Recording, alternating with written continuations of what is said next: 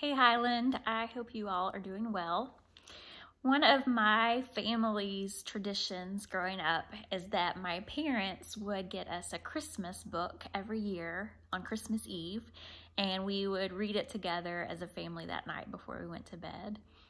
And so for my Advent videos each week, I wanted to share with you some of the Christmas stories that have become special to me over the years. And the one I wanted to start with is actually a new story to me. I just happened upon this book this week at Carmichael's. It's called Goodness and Light, and it's actually a compilation of writings from a lot of folks that we love at Highland. Maya Angelou, Kathleen Norris, Mary Oliver, Richard Rohr, Phyllis Tickle, Marianne Williamson, and more. So I highly recommend it. But the one I wanted to read to us today is actually by Harper Lee, who is one of my favorites. This essay is called Christmas to Me, and when I read it this week, I sat in this chair right here and just cried. And so hopefully I can get through it without crying with you, but it's really beautiful. The story actually takes place when Harper Lee was working for an airline company and living with some friends in New York City. She was living with a husband, wife, and their 2 children. And the husband was a writer and had read some of her short stories. And he saw a lot of potential in her as a writer and was always encouraging her in this. And so that's a bit of background. And here we go with the story. Several years ago, I was living in New York and working for an airline, so I never got to go home to Alabama for Christmas, if indeed I got the day off. I missed Christmas away from home, I thought. What I really missed was a memory, an old memory of people long since gone, of my grandparents' house bursting with cousins. I missed the sound of hunting boots, the sudden open-door gusts of chilly air that cut through the aroma of pine needles and oyster dressing. I missed my brother's night before Christmas mask of restitude and my father's bumblebee bass humming joy to the world. In New York, I usually spent the day, or what was left of it, with my closest friends in Manhattan. They were a young family in periodically well-to-do circumstances. Our Christmases together were simple. We limited our gifts to pennies and wits and all-out competitions. Who could come up with the most outrageous gift for the least? The real Christmas was for the children, an idea I found totally compatible, for I had long ago ceased to speculate on the meaning of Christmas as anything other than a day for children. Christmas to me was only a memory of old loves and empty rooms, something I buried with the past that underwent a vague, aching resurrection every year. One Christmas, though, was different. I was lucky. I had the whole day off, and I spent Christmas Eve with them.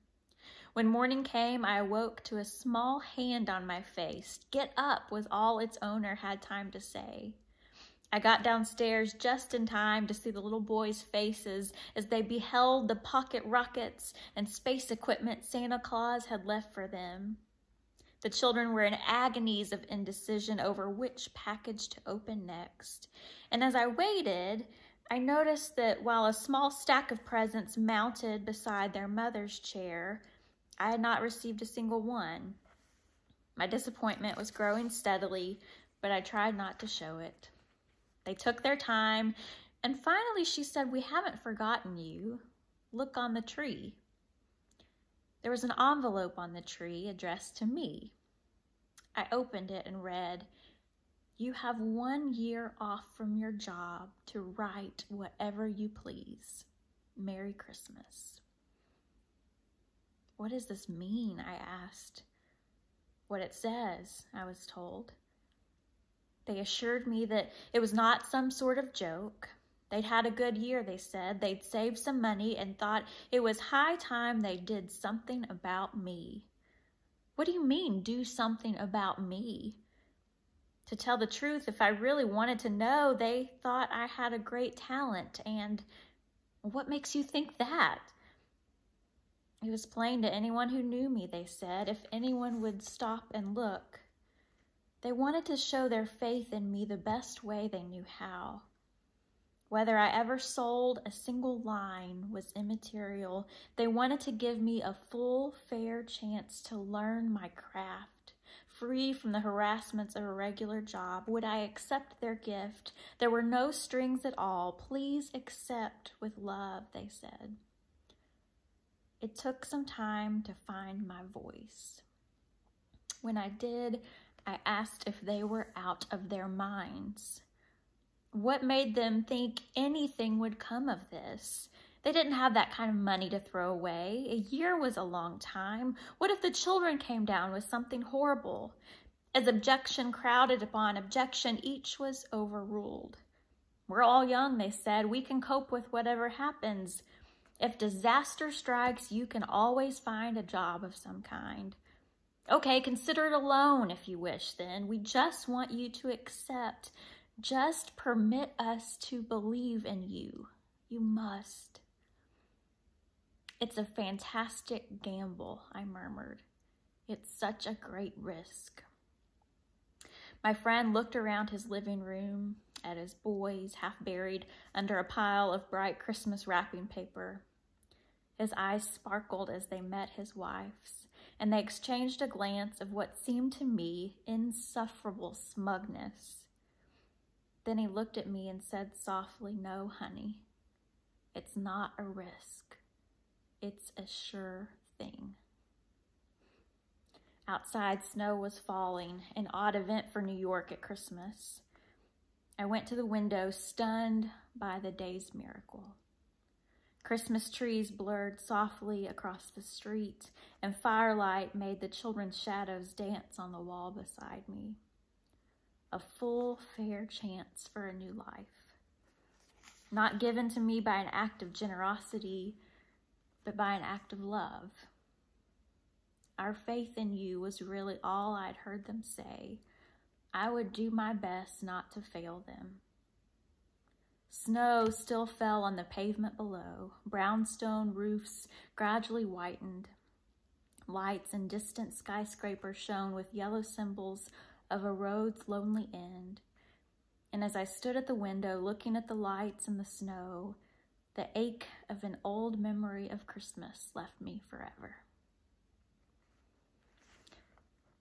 I was absolutely struck by the line, "Just permit us to believe in you." And just because two people believed in Harper Lee and gave her this gift, a few months later, she wrote To Kill a Mockingbird, ultimately winning the Pulitzer Prize and becoming one of the most best-selling books of all time. It's one of my absolute favorites. It makes me realize that sometimes hope looks like having the reckless audacity to believe in yourself. Friends, what if we offered that gift to ourselves this Advent and Christmas? What if we offered that gift to someone else? How life-changing, how countercultural, how revolutionary would that be? I'm mindful that we spend this season of Advent waiting and watching for the light of Christ to come. But the reality is that the light of Christ is already within us. It's already within you and me. Jesus turned to the disciples at the Sermon on the Mount and said, "You are the light of the world." You have this light, this fire, this divine spark within you.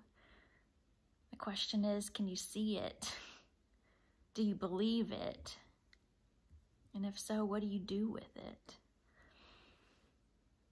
And so may we have the reckless audacity to believe in ourselves this Advent, to see the light within us, to see the light within one another, and to let it shine. Amen.